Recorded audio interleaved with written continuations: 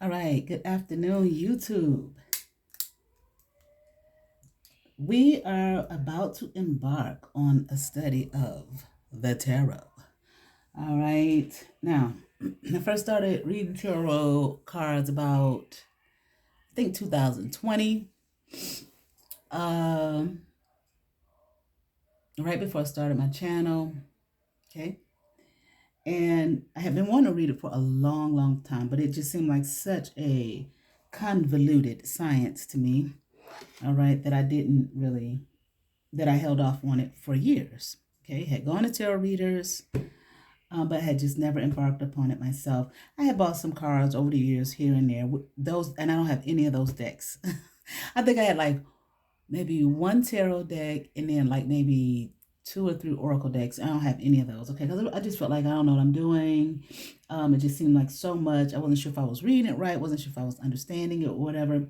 But nevertheless, when it was on my mind constantly. And finally, I think, what was it, spring or summer of 2020, I was encouraged by a reader on YouTube that I met on YouTube. She had a meditation group. She is no longer doing her readings on YouTube as far as I can see, but her channel's still up. But nevertheless, because I was telling her in our meditation group, we have a lot of times where we just sit and talk. Me, her, and quite a few others were part of the group. And it was a group that she started. And, she just encouraged me, just go for it. So I did. I bought a deck, bought the Rider-Waite deck, because the store I went to said that's basic starter deck. And I got that. And then I went to Barnes and Noble and I got this here, the Tarot Bible. Okay.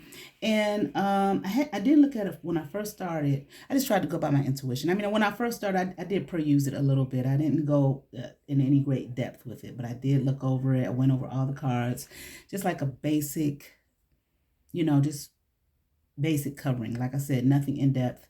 But I, of course, kept it. And I stopped reading for a while on YouTube, got rid of one channel, started a new channel, this one, and wasn't doing tarot, maybe a little bit here and there, but then I started back regularly.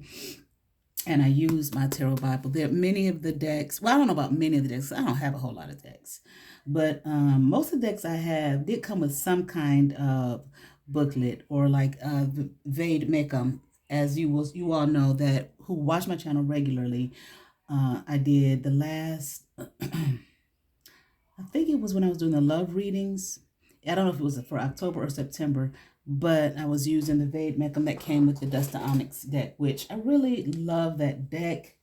I love the work and the thoughtfulness that the woman who made the deck, African-American woman, Black, whatever y'all want to, that's your thing, whatever you want to call her, a person of color, okay, all the time that she took into creating that deck, the box that it came in, the Vade Meckham with it, it is just outstanding work, okay? And then there's the Hoodoo Tarot deck, which I have, same thing. I love that deck.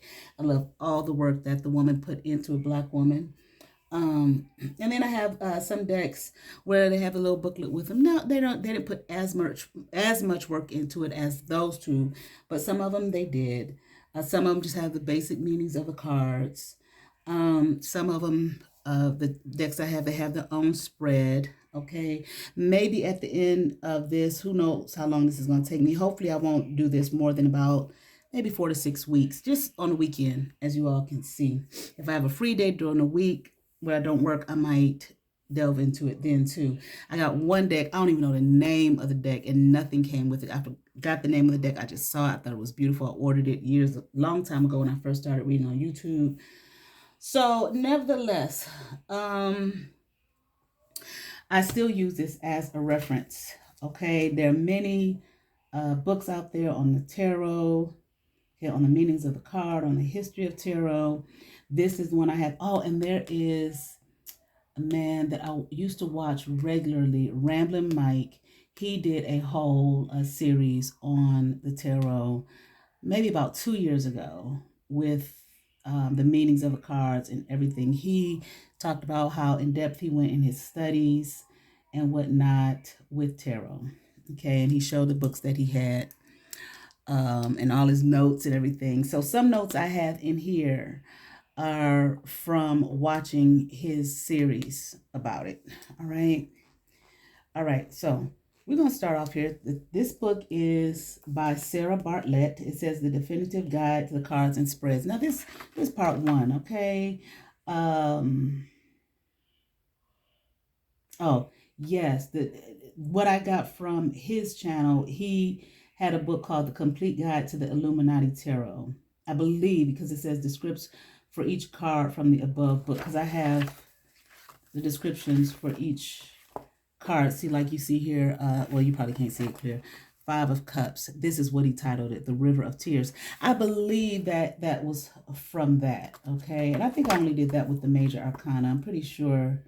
Oh, no, I did it with all of them, okay? Like I said, this was like 2 years ago, okay? But anyway, I'm going to go into this here, okay?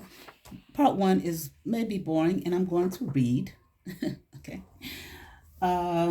Hopefully you'll stay with me, okay? I may not read every single word, everything, especially in the beginning part, all right? What's great about this book, okay, of course, you know, we have the introduction, we have the basic teachings. Here, let me look at the contents. We have, okay, Tarot, Part 1, Tarot Basics. Part 2, the Tarot Directory here. Okay, how to use the directory and get it started. Major, minor arcana, everyday spreads. Of course, she has all the spreads in here. Not all the spreads. Okay, glossary, index, acknowledgments. Okay, she's got a lot of spreads in the back. All right, you can create your own spread, of course. All right. Then what she has back here, which I love. Here, this part, the developing skills and knowledge. All right. Tarot magic. She has a card and candles for spells. Okay. I've never used any of that, but here she has the numerology. All right. And numerology and the tarot, how those coincide with one another, using number for tarot readings. Okay, she's got specific dates. I never really delved into this back part, but when I first started, you know, doing my readings, my old channel, sometimes I would go to the back, you know, and look up some of the stuff that she had, like about numerology, so on and so forth. But I just kind of stopped using it, okay, in my early days of doing it. No, it wasn't 2020. It was 2019. 2019. That's when I started my old channel. Okay. What each quintessential number means, the number and the meanings. Okay. Astrology and the tarot. Okay. Like you will hear people when they do their readings call out signs based off of the cards that pop up. I really don't do that often. Okay. I think I might have done it. You probably can count on one hand how many times I've done that. Because I just, my own personal thought, and everybody has their own personal way that they read, okay? It is what comes from them. Everybody doesn't have to do it the exact same way, all right? Here we have the Kabbalah and the Tree of Life and how it is tied to the tarot. And I do have a book called The Mystical Kabbalah. Oh, I can't remember the lady's name right now, but it was a book that I used to listen to a lot of Bobby Hemmett lectures, for those of you that are familiar with him, and that was a book that he would recommend, okay, and I got it based off his recommendation. I didn't finish the book. I got a little over 25% of the way through, but as I was doing tarot and I was reading the book, I did begin to see the connection between the Kabbalah and the Tree of Life here, okay? I'm sorry, and the tarot, okay? Tree of Life, the Kabbalah, okay? She talks about crystals here, okay? Psychology and archetypes, okay? Let's see what else she has in here. She's got some stuff about meditation, creating your own cards, okay, and spreads. And we see quite a few readers on YouTube, they have created their own cards, quite a few people. Well, there was a lady that I used to go to for readings here in Cleveland, Ohio. Okay, her name is Karen. Okay, we also called her Moot MWT. Not everybody called her that, all right, but calls her that. But anyway, she created her own divination system. I can't even explain it to you. I wouldn't even try to explain it to you, okay, because it's not for me to. That is something that she created herself, and I think it's so dope that she did that. And she has been using that form of divination when people make appointments for readings with her for years. I first went to her for a tarot reading, and when I first came back to Cleveland, shit, that probably was like 2001. Okay. And she was using cards then, but I don't know when she started using her system. Okay. But anyway, yeah, she has created her own system. She does not use cards, and I will not even begin to say, what she uses, because I know what I see, but I don't know anything about the specifics of it. It's not my business. That's her work. That's her creative work and her creative process. Okay. Okay. All right. And then we have the glossary here. All right. All right. So we are going to get started here. All right. With, like the man said in the Matrix, the major boring shit. Okay. But it is the foundation. Okay. And we want to have a nice foundation and nice introduction before we delve into the tarot and what it's all about, and the cards rather. Okay. All right. Now let's look at the introduction here. Okay, the tarot's been used, and I probably won't, like I said, I'm not going to read word for word, but, I'm not going to skip anything that I feel is important. It's been used over the centuries to divine the future and to discover hidden truth. So would you say that tarot is a form of divination? Absolutely. Divination, divine. Divine is the word root of divination, okay? To divine the future and to discover hidden truths. This is what we use it for, okay? Obviously, not always necessarily to know about the future, but yes, sometimes we use it to know about the future, but definitely to discover hidden truths, okay? Not long ago, it was given bad press, shunned by the church, and we find that even to this day. But there are people who are removing that falsehood, okay? It was slammed by the church, considered evil or doom-laden, and became associated with the darker occultist arts. Okay, this thing, doom-laden. I was listening to a reader, she's not a reader, rather a YouTube creator, and she was just talking about how some people, they get into these cards, and then before you know it, they're talking about how evil and bad they are because this happened and that happened. But one thing that she stated, which I agree with, this, divination, or even various forms of divination, all right, are not necessarily for everyone. Maybe because, it may be for you to like throw cowrie shells or cat bones or something like that. Okay. Maybe it has something to do with your bloodline, lineage, heritage, so on and so forth. Doesn't necessarily mean it's for you to read the cards. All right. And then sometimes it ain't meant for people to do these types of, everybody to do various forms of divination. We do magic every day. Okay. You get up out of the bed and you transform yourself. Okay. To go from, I've said this before, from being quote unquote unpresentable, getting up out of the bed, hair a mess, breath stinking, body odors, so on and so forth, and you transform yourself to make yourself presentable to go out into the world. That's a form of alchemy. Okay, transformation. All right, magic is just basic everyday things. Okay, making dinner, eating healthy foods, and to make sure that your body is healthy, your mind, soul, spirit, so on and so forth. All right. These are basic things. All right. I hope she don't mind me saying her name on here. I don't think she'll mind. If you check out Sunkiss Spiritual Consulting, she's got some great on her. She's got 2 channels, but that channel's her spiritual channel. She's got some great in-depth talks about these types of things, all right?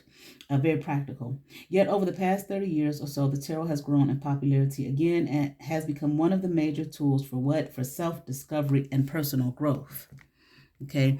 And how do we do that here? By the uncovering of what? Hidden truths. Okay, why? Perhaps the answer is simple. The tarot speaks a language that is accessible to all. There are 78 cards in the tarot deck, and they carry an extraordinary ability to mirror who you are. They provide an immediate access to your deeper self, whether you call this your intuition, soul, inner guide, divine messenger, or guardian angel. The tarot speaks a language that is universal because it taps into the archetypal realms that permeate your unconscious, all of us, all right? These are universal qualities that are the most basic patterns of human feelings and thoughts. The most basic patterns, okay, of human feelings, ideas, and thoughts. This guide to the tarot, this definitive guide to the tarot, is for beginners and more advanced practitioners alike.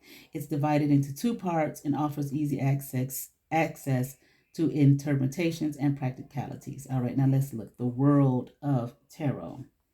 Part one provides an easy entry into the world of tarot, covering the basics. This is what we're going to do right now. This is part one. We're going to cover the basics. It provides you with an understanding about its background and roots. You can find out what it is, what it isn't, where it came from, and why it works. You'll find out the benefits it can bring to your personal development as a pathway to finding meaning in life, which is specific for you. Specific for you. It's different for everyone. Okay, everyone has their path.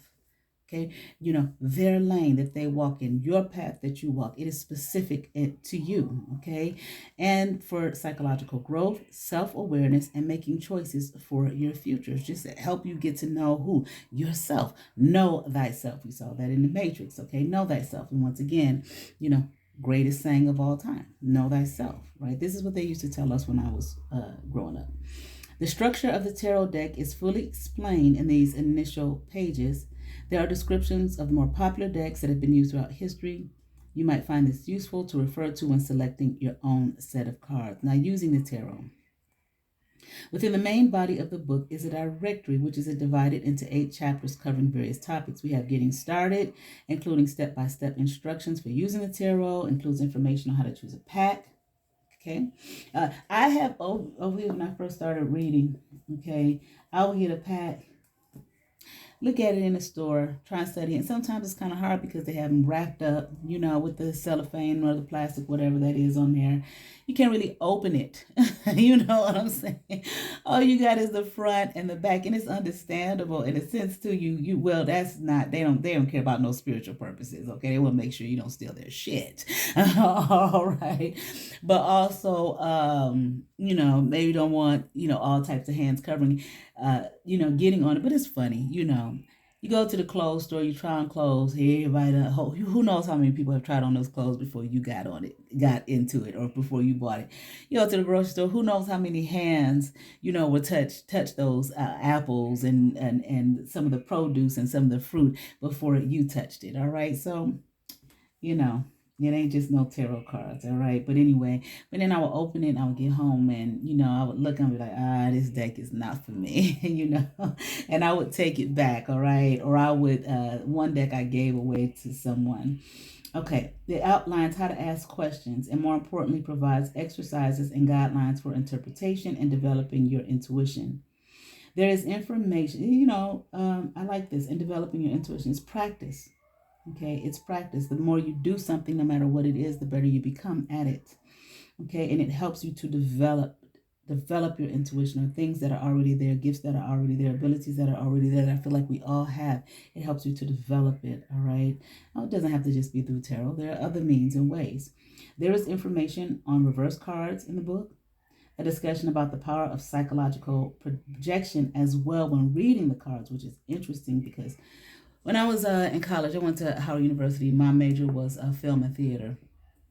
And when I studied film, was in the School of Communications.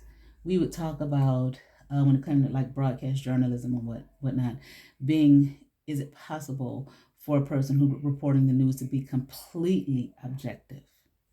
It's not just in the words you say. It may be in your body language, your inflections of speech, so on and so forth, that it's very difficult, if not impossible, to be completely objective, okay, about anything. All right, that's why I would think maybe that's why sometimes when we have our news reporters, they're all the same way, no matter what. You see them in different countries, in different languages, the body language is kind of stiff, the way they sit or the way they stand, and just trying to make sure that they report whatever needs to be reported, and the inflections are all the same. Some of you may have seen some reporters from other countries, some news shows from other countries, and you can say, okay, this is the news, all right? It's the same everywhere. And I would think it has something to do with that, to make sure that they're trying their best, okay, to be completely objective in reporting whatever it is they're reporting. So it's the same here. You may find yourself when you are reading, okay, for another person, okay, that there might be some psychological, quote unquote, like it says here, projection, your own stuff coming out in the cards, which does happen. Okay. The following chapter, and I would think that would take some practice as well. All right. To, especially if you're reading for a friend, if you're reading for, someone you care about, a loved one. All right. Again, the more you practice something, the better you become. The following chapter includes complete interpretations, key words, phrases for every tarot card of the major arcana, while the next chapter offers comprehensive and focused interpretation of those cards in the tarot, which are often overlooked or given very brief overviews in many books. Then we have the next 4 chapters provide a wide variety of layouts. Okay, you can try yourself. They cover everyday, relationship, revelation, and destiny cards. Okay, here's that thing that destiny cards, the future. Okay, we want to start off with the most basic 2-card and 3-card spreads, favorite cards, self-discovery layouts. You can move on to more in-depth readings. There are relationship spreads you can do on your own or with a partner, and further revelation spreads for personal development. Finally, there are more complicated and traditional spreads, such as the Celtic Cross, which I really like that. When I first started reading, okay, on my old channel, 2019, I think I started in September, October of 2019. I was kind of, I was already nervous about doing it, all right, especially doing it on a public forum. But I was really nervous because I was like, man, I don't know if I know this. I don't know if I know what I'm doing. I don't know if I know these cards. Okay, but definitely was nervous about doing the spreads. I remember I looked back one time because I've completely deleted that channel. But one time, right before I did, I went back and looked at some of my earlier videos, my earlier readings, and I laughed. I was like, I'd have maybe 5 or 7 cards, laid out because I just showed the spread back then. And, I kind of laughed and I could hear how nervous I was when I was doing it. But then the more I did it, I developed my own spread. Okay. Well, I found myself getting locked into that. Okay. I didn't have any kind of, for myself at that time, any particular rhyme or reason for the spread, the way I did it. And I still do it that way sometimes. All right. Well, for the most part, I still do it that way. However, when I started this new channel and I would do some readings, I told myself, broaden your horizons, spread your wings, all right? Which I had told myself that months ago and I still wouldn't do it, okay?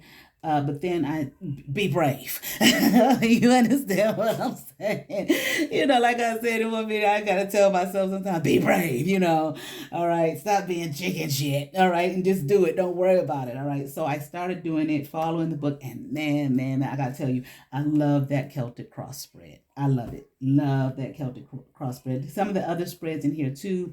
I started doing some of the spreads in some of the other decks that I have that were suggested and recommended. I started doing those too, and I really enjoy doing them that way. It gives you, me personally, I like having a guideline, but I like the one that I developed as well.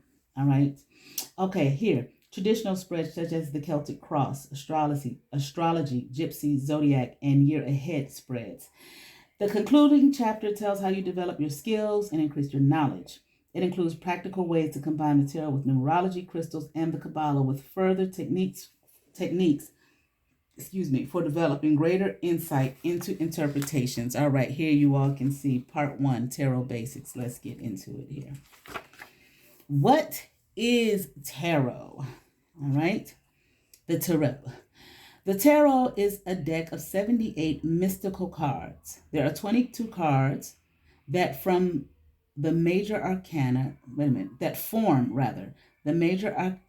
or arcana and represent individuals who personify a particular quality or archetype. The 56 cards of the minor arcana represent events people, behavior, ideas, and activities that go on in our lives. For hundreds of years, the tarot has been one of the most important Western mystical pathways for fortune telling, divination, and self development. With connections to alchemy, psychology, astrology, numerology, Kabbalah, Christian mysticism. All right, for those Christians out there who having a hard time with it, been told one thing. Christian mysticism, Eastern philosophy, and many other esoteric traditions. The tarot is available to everyone. It is a mirror of the human soul. The tarot is a mirror of the human soul, a universal language. Each card has an image, a name, and a number, which are potent symbols and have specific meanings. At its simplest level, tarot is a universal language that speaks through a variety of archetypal symbols. Getting to know the meaning behind these symbols. Now, I do have a video in my religious study series that I did way back about symbolism, okay? This language, mystical language, universal language, symbols. Let me see if I can find it. It's going to take a minute because I did this a long time ago. Okay, maybe I'll post the link in the description box below. Let me see. Religion.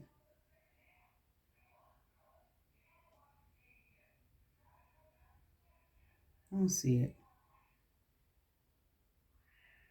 Okay. I think if I find it, and I know I talked about it, I may not have made it a video in and of itself. Me talking about symbols and symbolism may be just part of one of the videos. So, okay, but what I will do is I'll still post the link to those early videos in the religious study series in the description box below. All right, but let's keep on going here. Getting to know the meaning behind these symbols and your own reactions to the symbols. Okay, and your own reactions to the symbols. Okay, you see, you are very much a part of this process. Means you can identify with these qualities in your own life, work with them in a positive way, and enhance personal development and relationships. Symbols and archetypes have profound significance with many layers and levels of meaning. That means symbols are everywhere. Okay, symbolism, letters, numbers, symbols. All right, we see symbols, pictures, we know what it is for the most part. All right, they open us up to the hidden depths of ourselves, which we might and they're worldwide. All right, universal. They open us up to the hidden depths of ourselves, which we might unconsciously choose to deny, repress, or exile. Let's see that again. Symbols and archetypes have profound significance with many layers and levels of meaning. Okay? These symbols and archetypes open us up to the hidden depths of ourselves, which we might unconsciously choose to deny, repress, or exile. This universal language makes the tarot a unique tool for self-understanding and for making choices about the future. Self-understanding and psychological growth. The tarot provides an instant and direct way to understand the rhythms or patterns at work in your life, which I love because I just got done reading the Tao Te King. And what is the Tao? The Tao is the rhythm. It is the way. It is nature. It is how things work. Okay, how nature works. And we as human beings are nature as well. The tarot provides an instant and direct way to understand the rhythms or patterns at work in your life. Uncannily, the tarot also seems to predict patterns or events that are about to happen. This may be our unconscious follow-up reaction based on the tarot's imagery at the reading. We often want a signpost to a decision, sure do, or a confirmation of our doubts or belief in a relationship. Sure do. Okay, let's be realistic. This is why we have it. This is why we watch it. The tarot can give us clues to the sort of day we might have, or whom I knew. I had a friend when I lived in Memphis, Tennessee.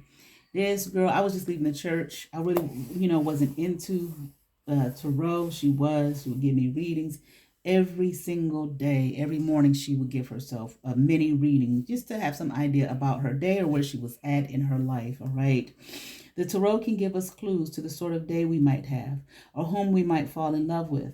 Again, the cards reflect our own hidden desires, actions, and goals.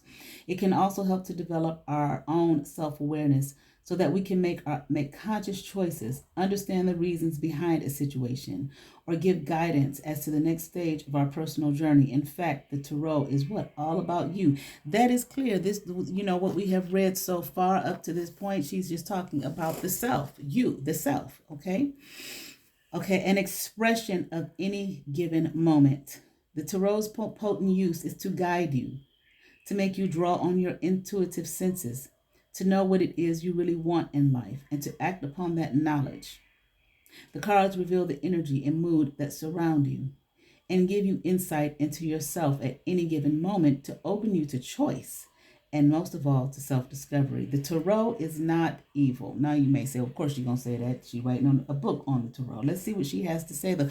And of course, a group or community or religion that says it is evil, believes it is evil, they would say what? That it is evil. All right, so let's be realistic in our views and understandings of things and people and how we quote unquote, want to educate the masses. Okay, we write things from our perspective, from our understanding, from our belief system. Okay, doesn't make it so. The tarot is not evil. Tarot is not spooky, nor is it evil unless the person who uses it chooses it to be so. If that's what you believe, that's what you feel you've been taught your life, that's what your faith tells you, your experience, okay, then so be it. And sometimes these spiritual experiences that we have, okay, are not necessarily evil experiences. The spiritual realm is real and true, and they may contact us for various reasons. And we don't watch all this Western stuff telling us that all these other worldly things are evil and bad and spooky, and they're out to get you, and so on and so forth, okay, as opposed to saying sometimes maybe there's a spirit that wants to contact you for a various reason, give you an update about something, wants to give you some knowledge about something, wants to say something to you. Maybe it's an ancestor, maybe not, maybe something more, and we run from it. Okay, and sometimes essentially running from ourselves. All right, sometimes they are there to harm. Sometimes and oftentimes human beings who we see every single day are out there to harm as well. All right, so let's continue on. All right, the tarot is beyond our projection of good and bad. Our projection of good and bad. The cards are this is beyond the symbols, beyond our the meanings. They are beyond our projection of good and bad or whatever we've been taught from whatever particular organization, okay, or philosophy or ideology, okay, that wants to perpetuate its existence. And what does it need to do so? People who believe in it and what it states.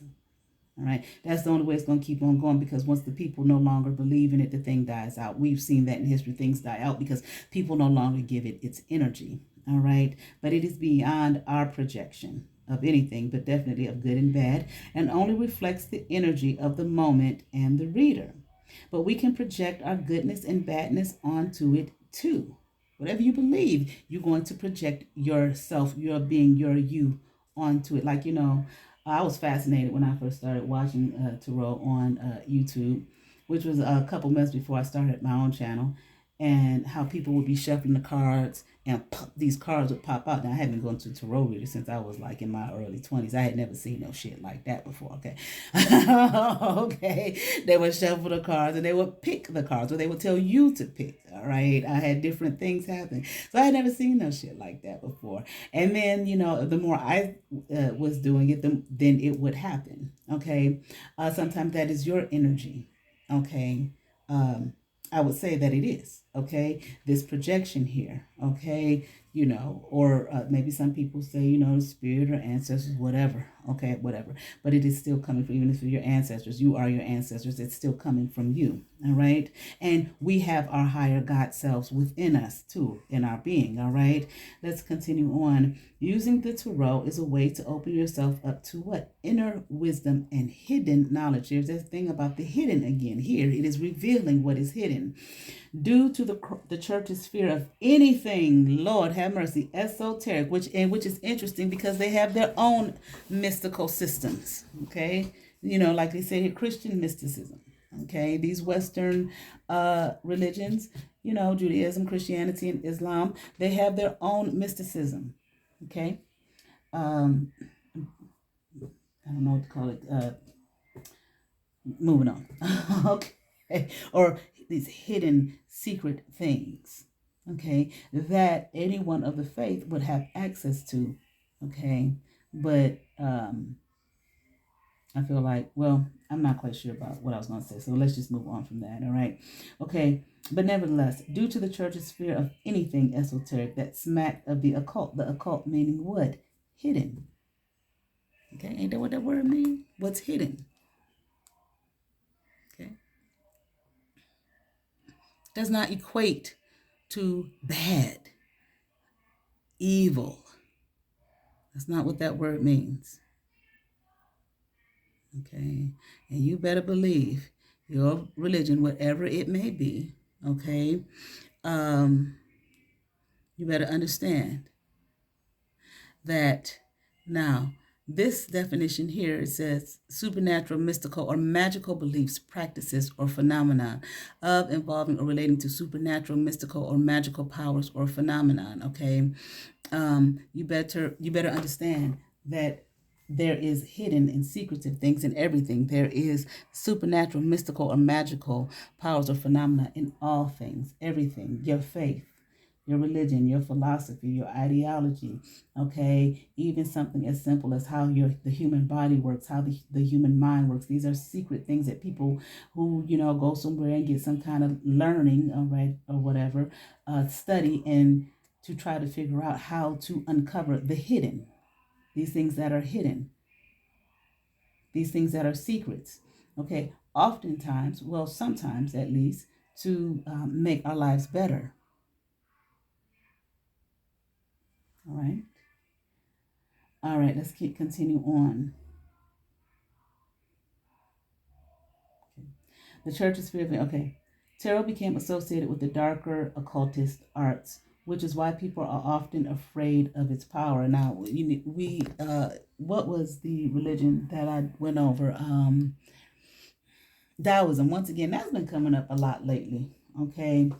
You can look at it's either in part one or part two. Okay, the five images in which the Tao can be known. All right, darkness is one of them.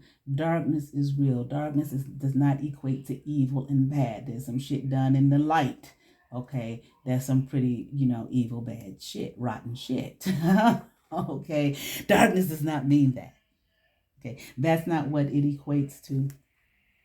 Okay, it is the yin and the yang. We have the light and the dark, and within each is the opposite. And as it turns, okay, as that wheel turns, as that symbol of that circle, as it turns, one becomes the other, and the other becomes um, the other. You understand what I'm saying? All right. So there is balance. These are equal yet opposing forces. The darkness is not to be appreciated because it is because of the light. No, it is to be appreciated because it is what it is. Out of the darkness comes life. Okay, life is planted in the dark, and what springs forth? Life. Okay, even within the womb. Okay, the earth, the soil, so on and so forth. Okay, and out of it comes life. Okay, so yes, people are often afraid of the dark. You feel like you can't see in the dark. All right, if you calm yourself and calm your spirit out, that may be why they say, when you pray to close your eyes, when you meditate to close your eyes, go within. Going within is going into the dark, where the secrets are, where you can find the knowledge, where you can find the truth of yourself. All right, close your eyes, go into these dark spaces. All right, for some which can be very frightening. All right, because you don't have the light, not only to quote unquote guide you, but really, honestly, to distract you, okay, from the quiet and the secrets that reside within that place of peace, the dark. All right. And so it's power in the dark, it's power in the light, it's power in all things. But there is a power there that we unfortunately, many are not tapping into Because of what? Because of its power. Okay, it's unnerving as well. Okay, when you are going into those dark spaces and places. Okay, you don't know what's going to pop out on you. Unfortunately, if anything at all, unfortunately, those collective associations still remain deeply embedded in our individual and collective psyches. Yeah, okay. Tarot is not intrinsically anti any belief or creed. Okay, it isn't. It is simply a tool for revealing what is in the truest sense. Now, this thing here about a mirror to self, whatever the origins of the tarot, and we're going to get to that on page 16, it has inspired writers, poets, and artists over the centuries. It is a symbolic, here we are again, it is a symbolic pathway you can walk along on at any moment in life to see the truth about who? Yourself through the looking glass. It is simply a series of stepping stones or secret pathways to what? Self-discovery. Past, present, and future. Tarot cards are simply mirrors of what our emotions, feelings, soul, and being. And we're going to see that when we go over the cards. They are like reflections on a pond where the visual images remain the same, but vibrate with ripples caused by natural energies like the wind. Tarot moves with you so that you can work with life, not against it. The Tarot provides a mirror image of ourselves at the moment we choose to look at our reflection. Sometimes it's damn hard to do it at reading on yourself and that shit, whatever. Some shit comes up and it's like, well, good Lord. It ain't here to be nice to you, and soothe your wounded soul. You understand what I'm saying? This is what it is. This is where you are. Period. Point blank. Okay, and it will most definitely do that. The history of Tarot. The 78 cards of the Tarot deck are made up of the major arcana and the minor arcana, which basically mean what? Here we go. Big secrets and little secrets respectively. Nobody really knows where the tarot originated. As with many mysteries, historians, writers, and practicing occultists invented various historical roots colored by their own personal views.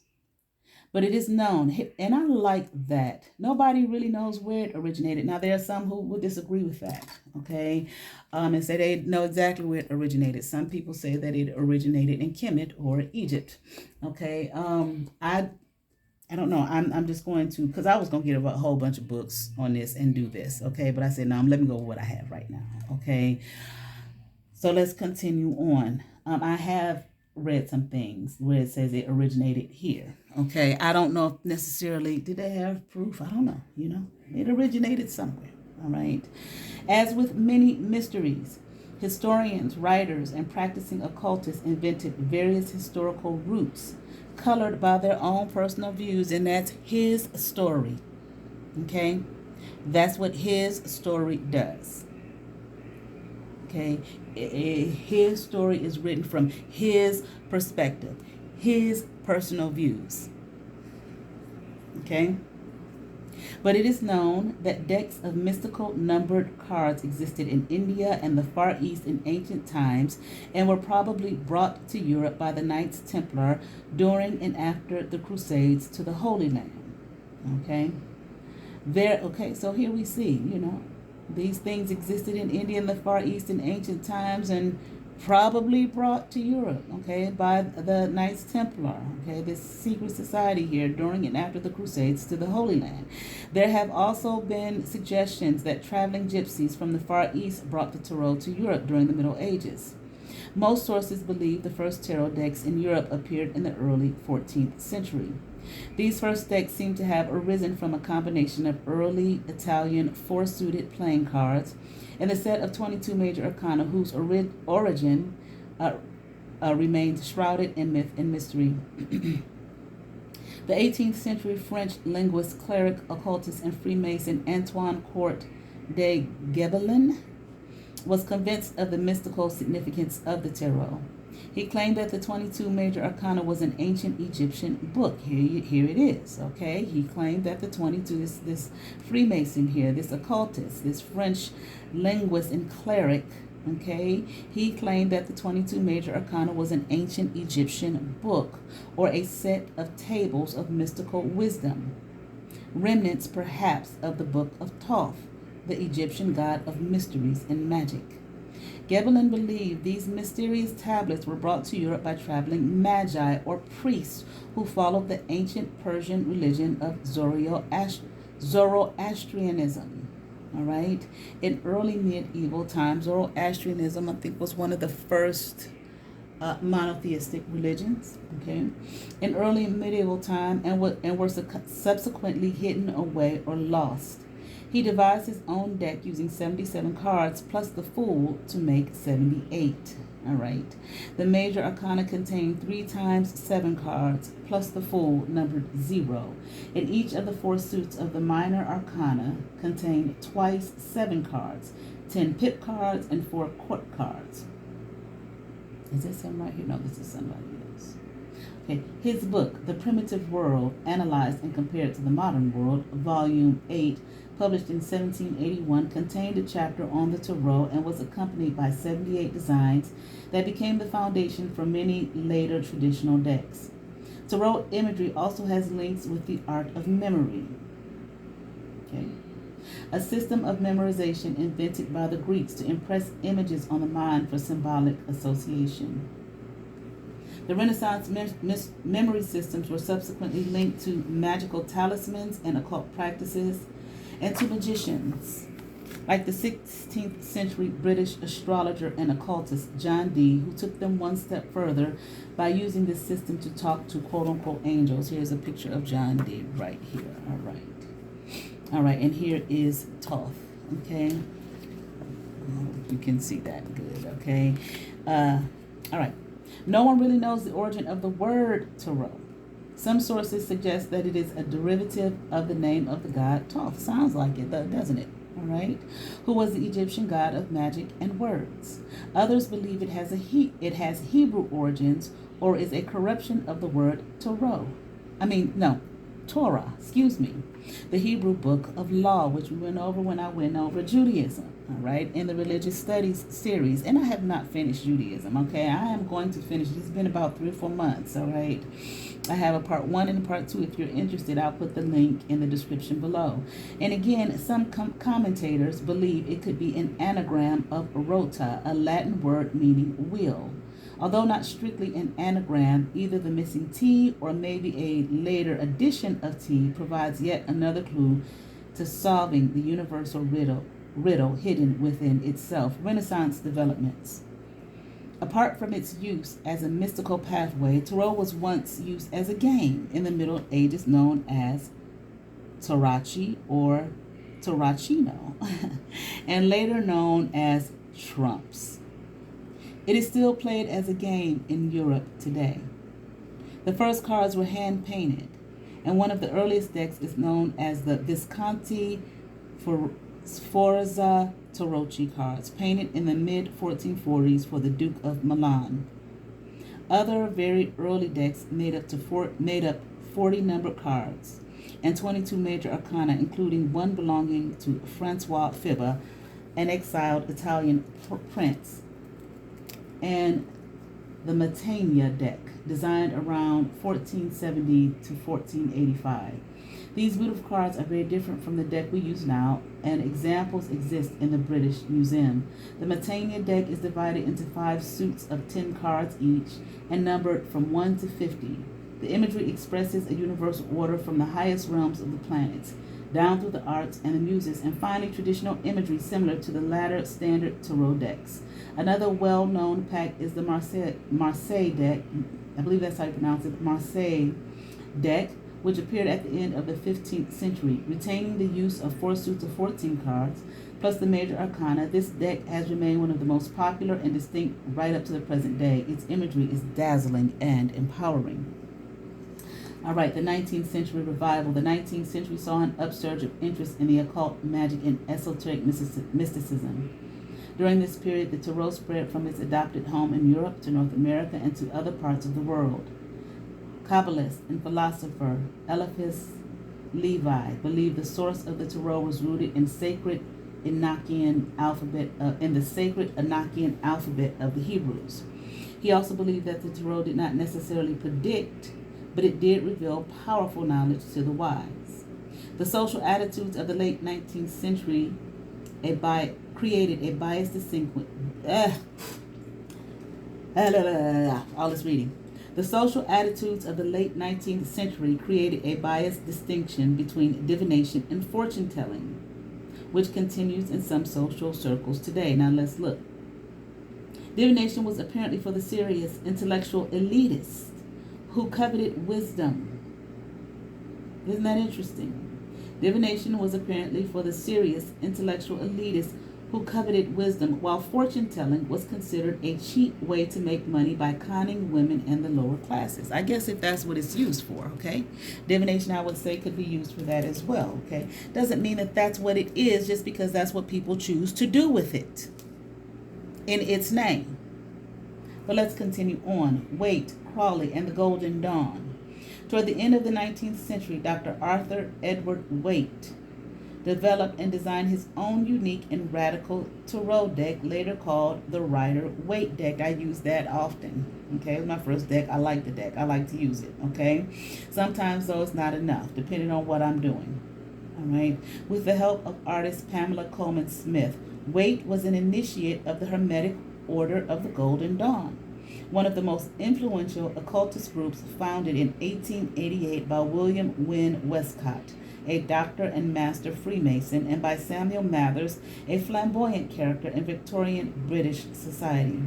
Drawing on many different esoteric beliefs, Mathers fused Egyptian mystical systems with medieval magic texts and Eastern esoteric beliefs to create a workable magic system that also incorporated the Kabbalah. Okay, here he is, A.E. Waite. In 1903, Waite took control of the Golden Dawn and changed its name to the Holy Order of the Golden Dawn to emphasize its more Christian associations. The Universal Tarot deck used in this book is still one of the most popular tarot decks in use today and integrates the original images of Waite's designs. Instead of the minor arcana being portrayed as mere playing card pips, clubs, spades, diamonds, or hearts, we know those, he designed each card of the four suits as a symbolic image in itself. In the 1940s, British occultist Aleister Crowley designed the Thoth deck together with Lady Freda Harris. This controversial magus, notorious for his bizarre occult practices and heroin addiction, was also an initiate of the Order of the Golden Dawn, but was not liked by the other memories.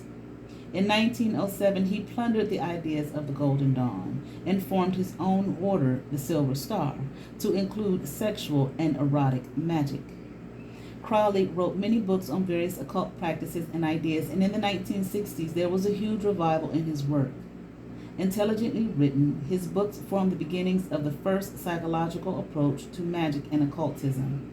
Crowley's deck embodies Egyptian, Greek, Christian, and Eastern symbolism, as well as many elements of other esoteric pathways.